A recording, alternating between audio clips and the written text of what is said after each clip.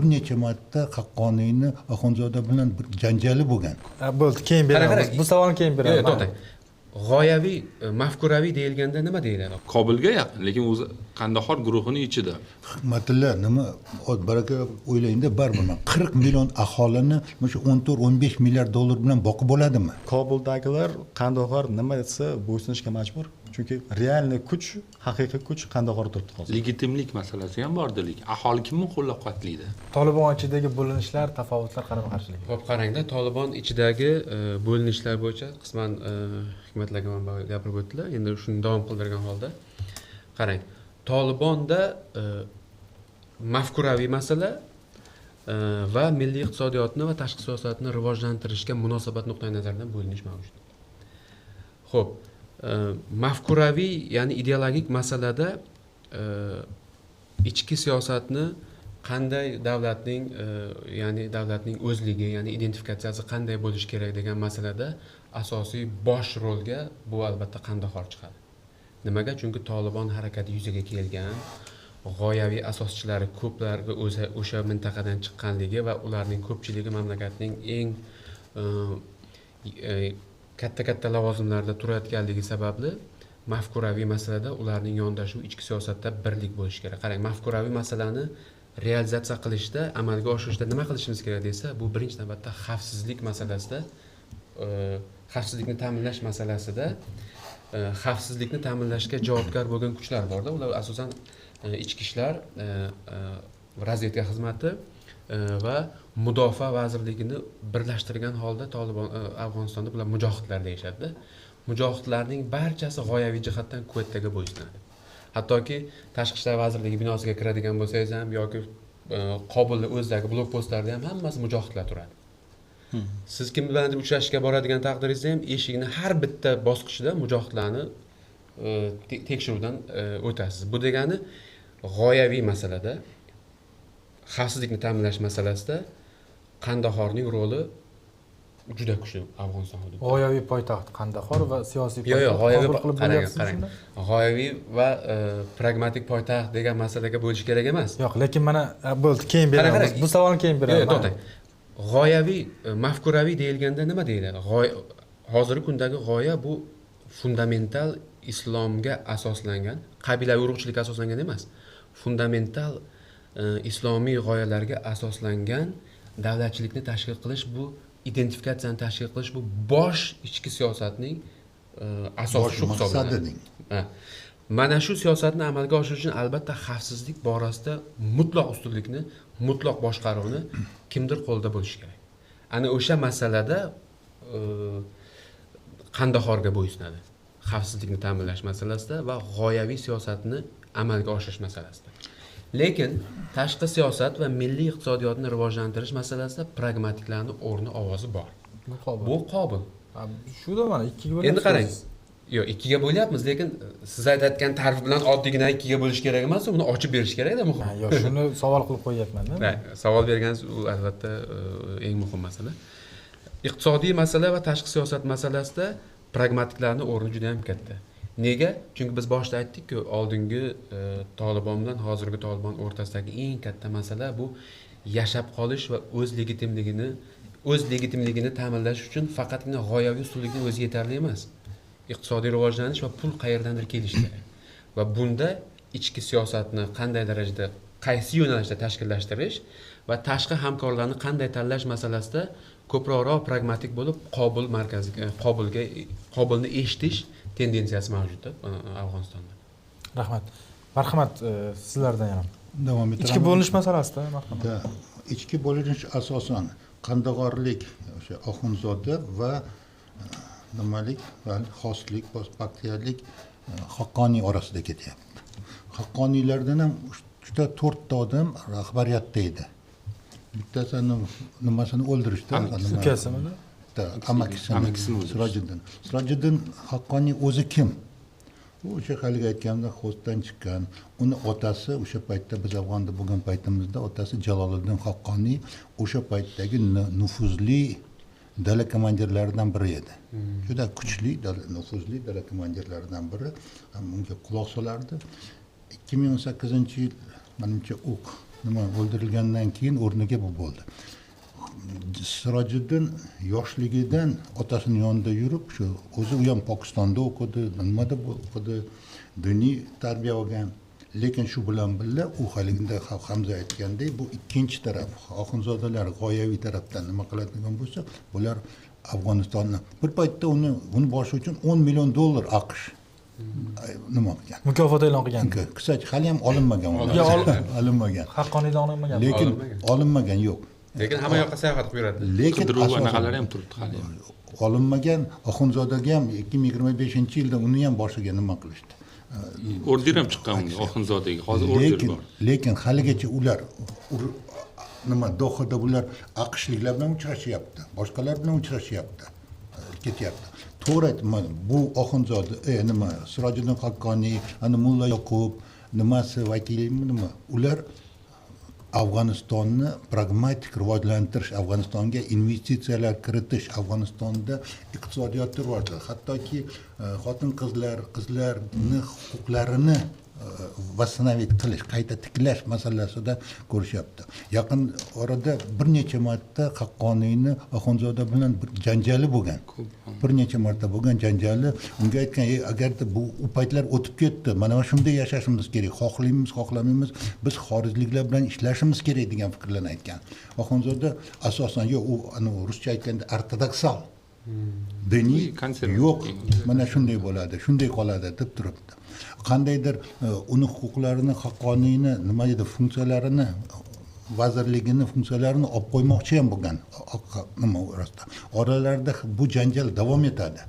U janjal davom etish nazarida qarang, Oxunzoda necha yosh? 67-yil tug'ilgan, 70ga kirdi hozir. Kiradi yaqinda. Nima 79-yil Haqqoniy Sirojiddin yosh. U o'zini yangi rahbar deb biladi. Oradan vaqt o'tib Haqqoniy uni haligi Set Haqqoniy tarmog'i juda ham katta, butun Afg'onistonga yoyilgan xatti-qushlar bor va kuch jihatidan Haqqoniyniki Oxunzodadan kam emas. Oradan vaqt o'tgandan keyin bularning orasidagi ziddiyat yanada davom ettirib, uni ustiga hozir Sirojiddin Haqqoniy tarafida G'arb Yevropa davlatlari unga yordam ham berishi mumkin. Hattoki mana Rossiya ham ular bilan shu Haqqoniy bilan ishlaydi. Natijada oradan vaqt o'tib, nima Oxunzodani o'rniga Haqqoniy bo'lishi mumkinligini men ehtimoli kam emas deb hisoblayman. 2025-yil mart oyida Haqqoniyga nisbatan e'lon qilingan $10 million mukofot olib tashlangan. Lekin Oxunzodaga xalqaro sudda order berilgan.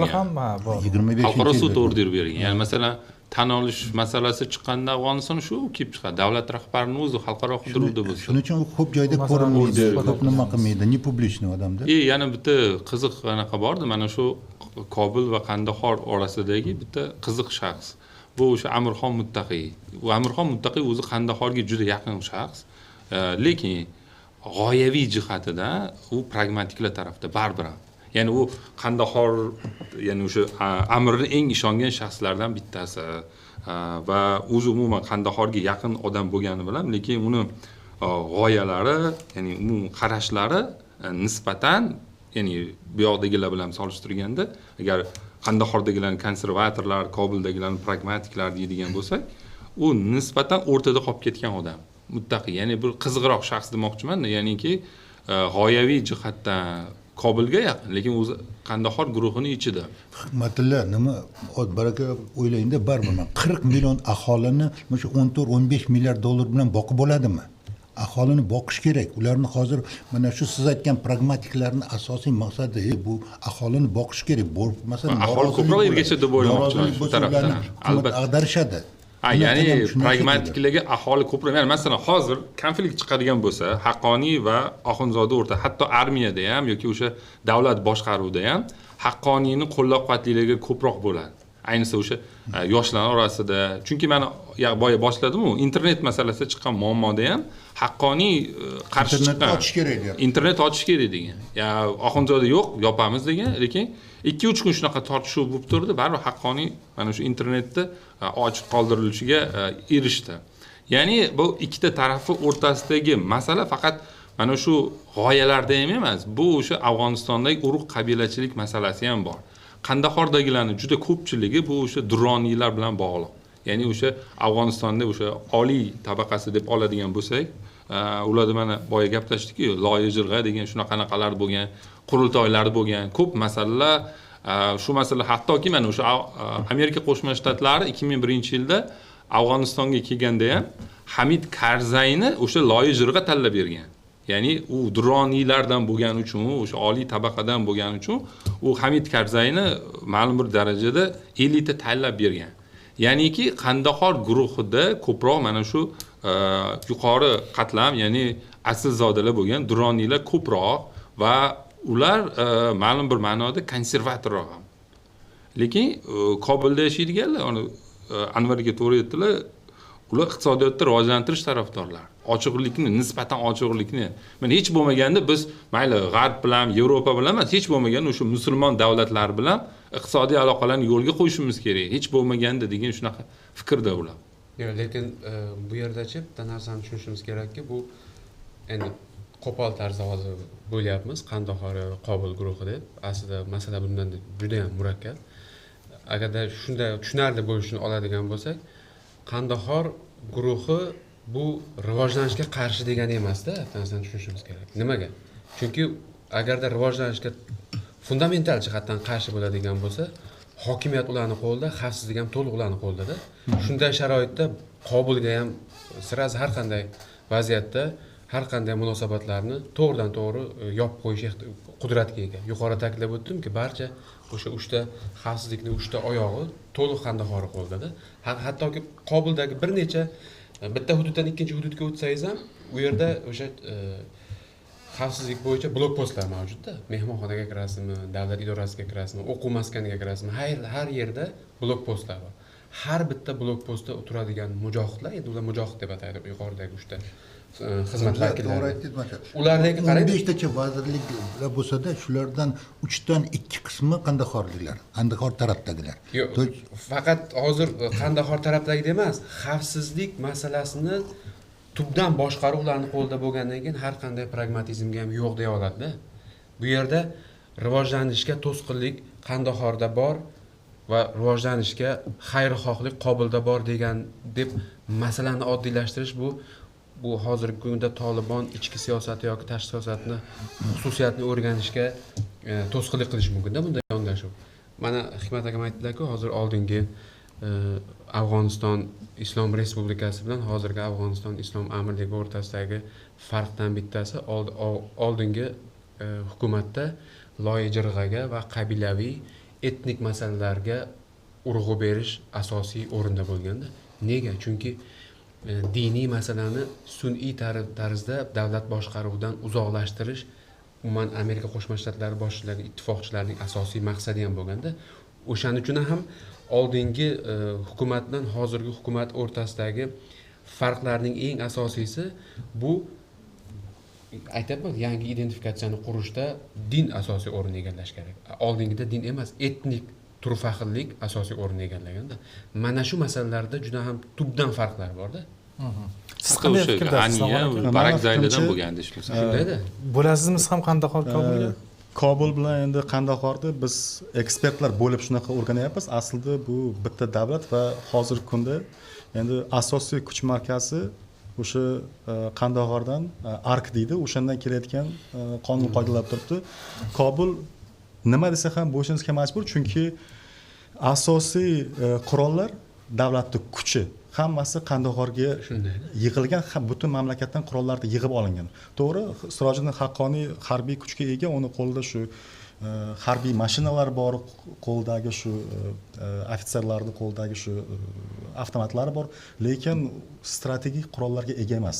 Ya'ni bu kuchni Qandahor bemalol o'ziga bo'ysuntira oladi. Mana o'tgan hafta payshanba kuni Jumaxon Fotih haqida gaplashgandik, men shunda fikr bergandim.